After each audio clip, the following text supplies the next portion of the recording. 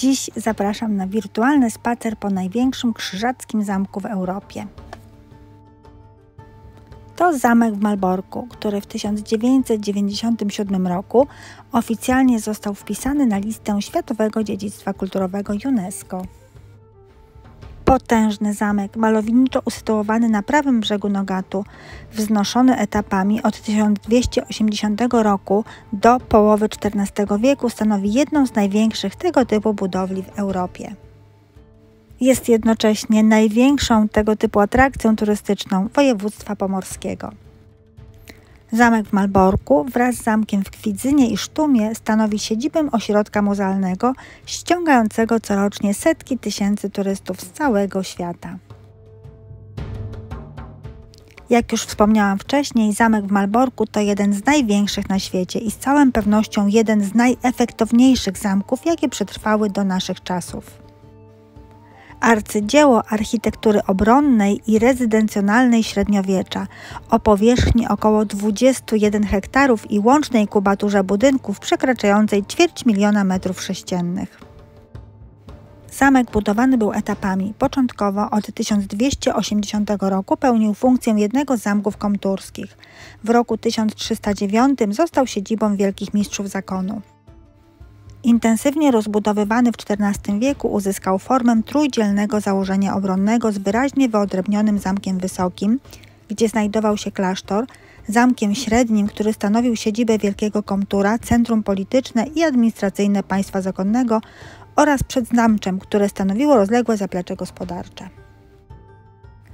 Jako stolica państwa zakonu Szpitala Najświętszej Maryi Panny, domu niemieckiego w Jerozolimie, zamek stał się głównym ośrodkiem dyplomacji, centrum militarnym, gospodarczym, a także religijnym.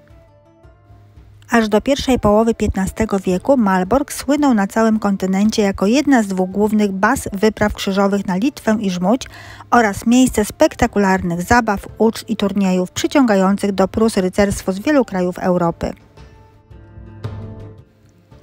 W roku 1410 po klęsce krzyżaków pod Grunwaldem twierdza nad Nogatem, niezdobyta wówczas przez wojska polsko-litewskie, uratowała dalszą egzystencję zamku.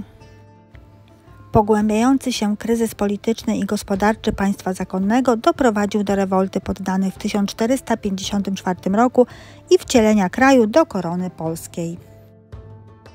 W 1457 roku wykupiony okazyjnie z rąk krzyżackich Malbork przeszedł w ręce króla Kazimierza Jagiellończyka i na ponad 3 stulecia warownia pełniła funkcję czasowej rezydencji władców Polski, bazy militarnej w Prusach Królewskich oraz siedziby starostów, którzy dysponowali władzą administracyjną, wojskową, policyjną i sądowniczą.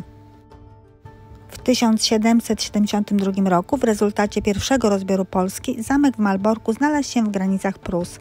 W okresie pruskim służył jako koszary i magazyny. W 1945 roku, tuż po II wojnie światowej, gospodarzami Malborka ponownie zostali Polacy, przejmując straszliwie zniszczony w ostatniej fazie działań wojennych zamek. Po zakończeniu II wojny światowej zamek z czasem został odbudowany z ruin i w 1997 roku jako zespół zamkowy Malbork wpisano go na listę Światowego Dziedzictwa Kulturowego UNESCO. Największe wnętrze zamku to wielki refektarz, który w średniowieczu był największą salą recepcyjną malborskiej warowni. Wielcy mistrzowie przyjmowali tam swoich licznych gości przybywających z całej Europy. Odbywały się tu także kapituły zakonne. Innym pomieszczeniem godnym uwagi z uwagi na metraż jest kapitularz, który stanowi element zamku wysokiego.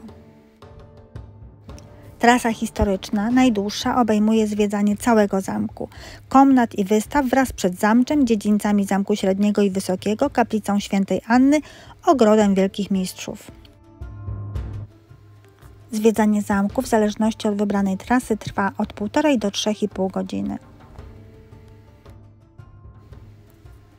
Zamek najlepiej zwiedza się z audioprzewodnikiem, który jest dostępny w kilku wersjach językowych, w tym język polski, angielski, niemiecki, rosyjski, węgierski, ukraiński, litewski, czeski, francuski, włoski, hiszpański oraz polski język migowy. Po więcej informacji na temat tras zwiedzania, godzin otwarcia i cen biletów odsyłam bezpośrednio na stronę zamku www.zamek.malbork.pl.